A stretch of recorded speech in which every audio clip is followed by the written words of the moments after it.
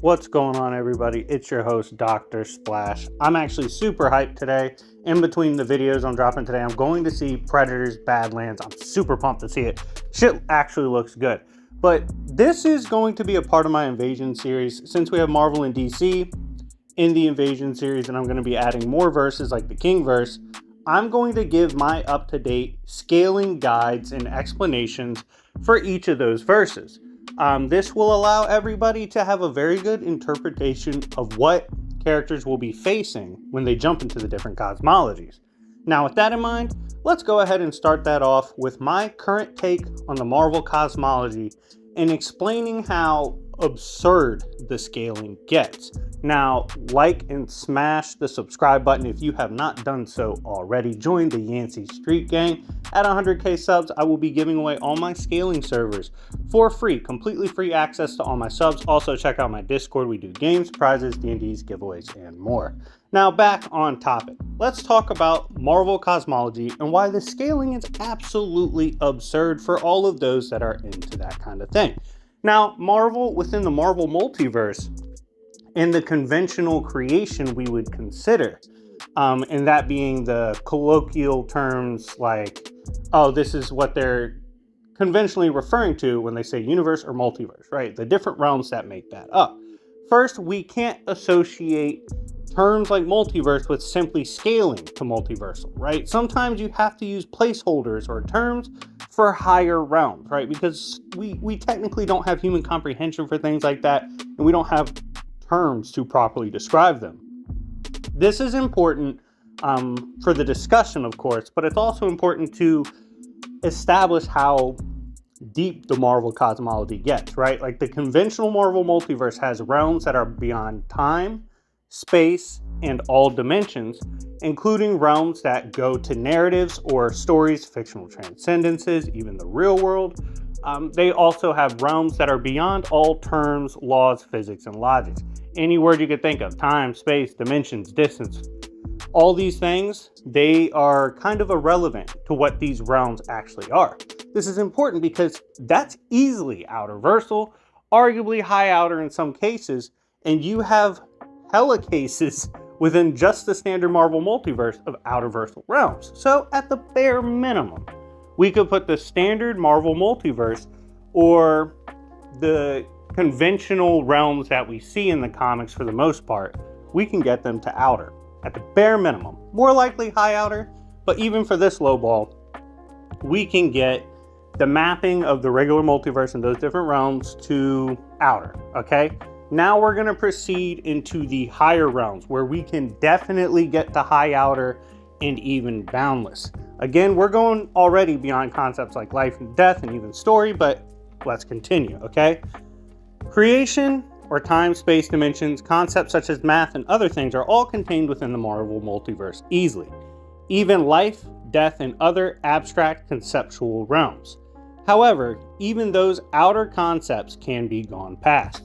You can go to the outside, or the mystery, and other such realms that we will describe. Malkuth, the neutral zone, by the way, if I mispronounce anything, I apologize, is a part of the Kabbalah and the edge of everything, including science, logic, non-logic, and all forms. It allows for dualities to exist in harmony. It is the edge of all things, both possible and impossible. We have substantial proof that realms like the neutral zone even lie beyond conceptual abstracts, such as multi-eternity, beings who were able to embody cosmos that house narratives and even archetypal stories. To be beyond such beings is easily high outer.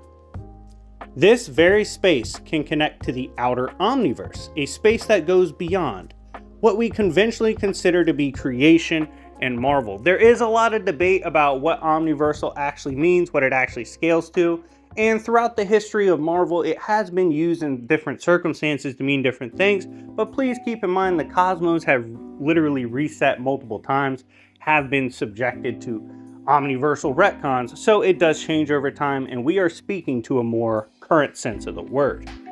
This realm is a part of a larger exospace that allows Marvel's standard creation to sometimes interact with the much larger high outer outside. We then dive into the Yesod, or the Beyond, which has some remnants of the second cosmos. Most importantly, the infamous Beyonders, or Ivory Kings. These are some of the most famous characters in the power scaling community, most famous for what I would say being one of the most called upon Marvel characters in instances when people want to bring up, oh, I think this character from Marvel's high outer. A lot of people like to source things like the Beyonders. Even in older comics, conceptually, the Beyond views concepts such as eternity, life, and death as insignificant, showing the gap, which further supports how powerful the neutral zone is leading to this layer. The Beyonders were created by Celestials to surpass the Celestials in power and prevent a super celestial war from happening again, which destroyed the prior cosmos. The Beyonders are absurdly powerful and stand above conventional narratives and concepts. But in Marvel, high-end magic and super stories, or supreme narratives, can still ensnare or downright threaten them. So, to answer a standard question of how does Marvel or DC have narrative scaling that goes above regular fictional transcendence, they actually do show layering to this narrative manipulation, or the higher stories. This higher narrative is accessed by characters like God of Stories Loki, who can leave comics entire cosmos, like going from the 8th cosmos to the 6th, which shouldn't even be possible, mind you, because the 6th is retcon, which means Loki's going beyond all of those things, which is fucking absurd, and can access the higher realms and the outside. So as you can see already, we're easily balling on a high outer level.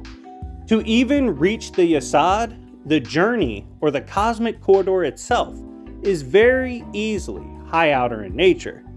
It is described, honestly, in a very similar way as when you traverse the source in DC Comics. We could consider this to also be the far shore, beyond time, death, life, and even self-identification, self-knowing, and self-value, which is absurd. Like, the concept of you does not exist.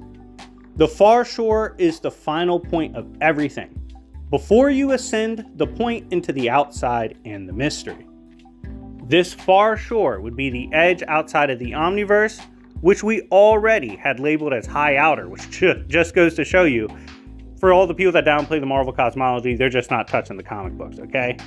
Let's then proceed to the Tifereth, or the white hot room, which is above or beyond what we listed prior, including the neutral zone, which is high outer, and the beyond, as well as the far shore, which is also high outer. To be transcendent to the realms below is to potentially be in that conversation of boundless. This layer actually conceptually powers the beyond, allowing creation to function and allowing the Beyonders to serve their cosmic narrative purpose, right? The whole way they are able to function, the way they are able to be high outer in nature, that's powered by a realm like this.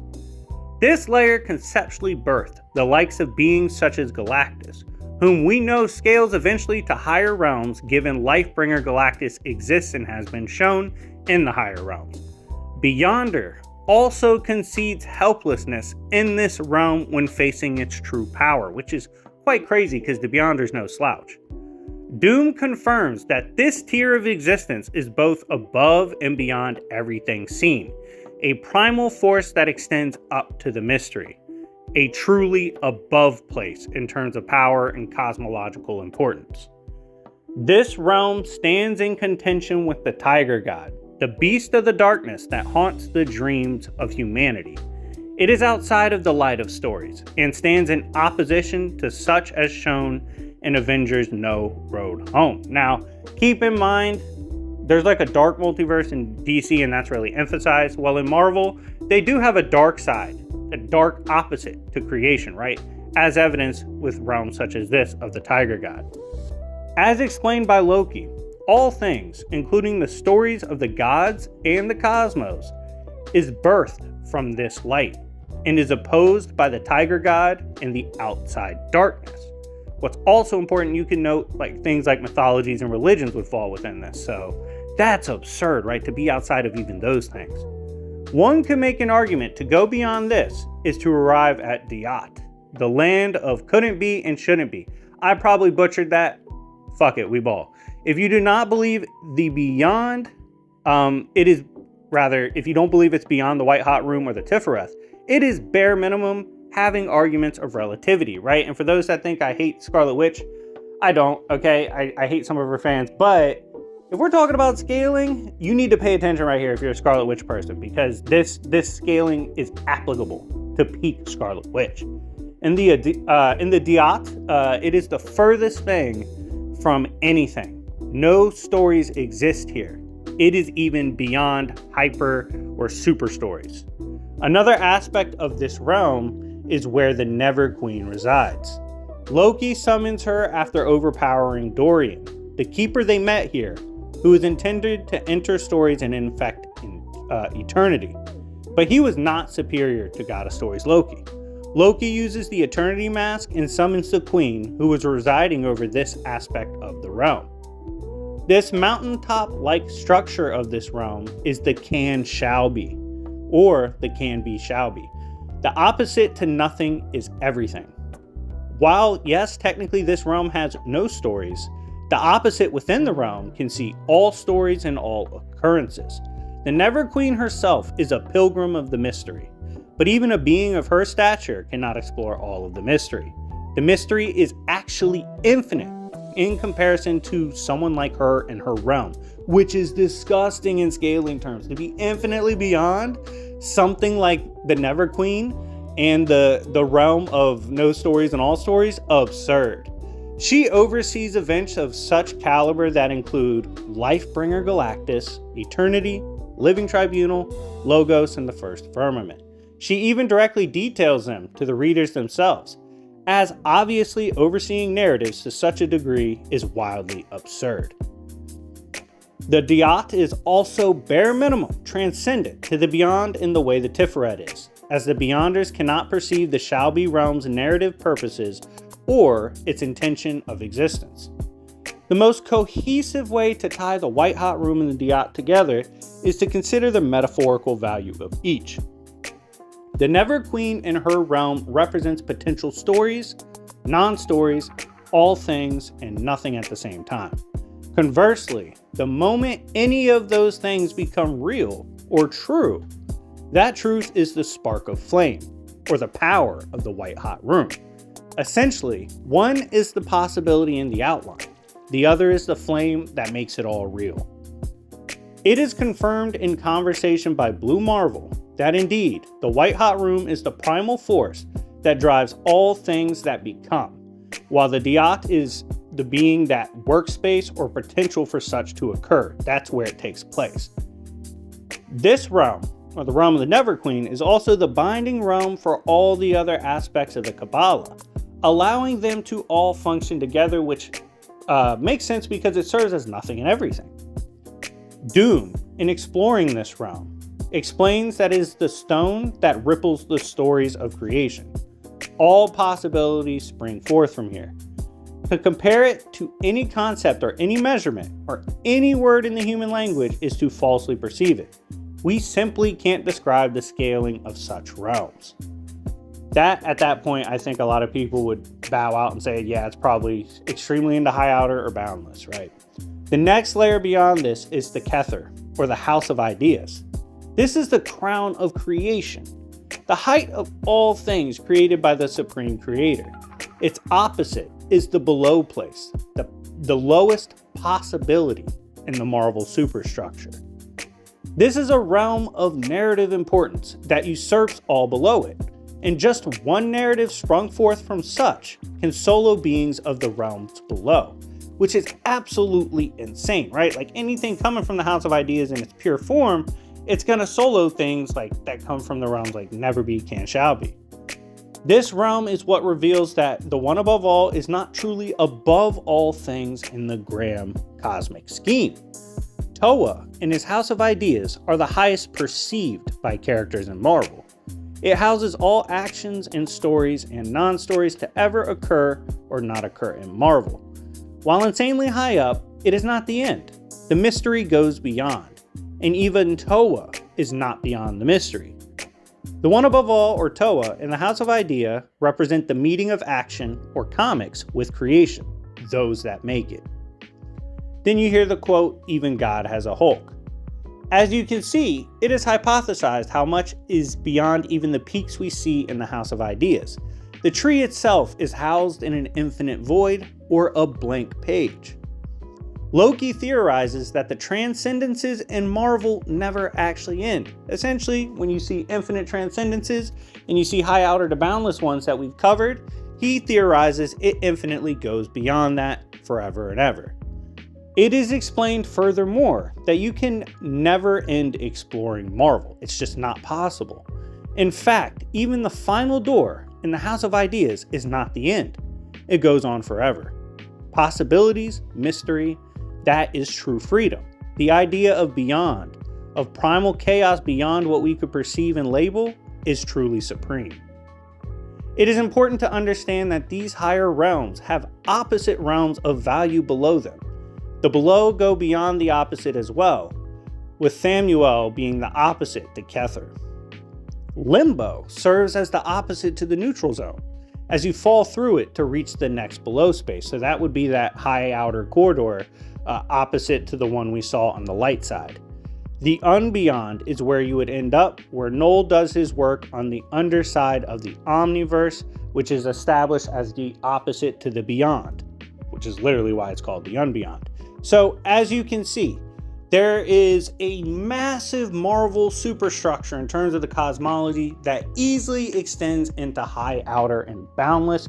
And I hope I did a pretty good job of helping you explore the realms today in this video. I wanted to catch you guys up on how extreme the power gets, so that in the Invasion series, when I reference these realms and when I reference characters that scale to it, you have a better understanding and expectation of what characters will be facing when they eventually go into Marvel Comics. But anyways, guys, let me know what you think in the comment section down below. Which verse are you excited to see added to the Invasion series? I've only announced the King verse being added so far to Marvel and DC, so let me know what else you want to see be added in the comments down below. Anyways, guys, thank you so much for watching. Make sure your notification bell is on. I'm dropping every day. If it's not a full video, at least a short drop. So yeah, definitely stay posted. And yeah, anyways, remember, it's Yancey Street, bitches.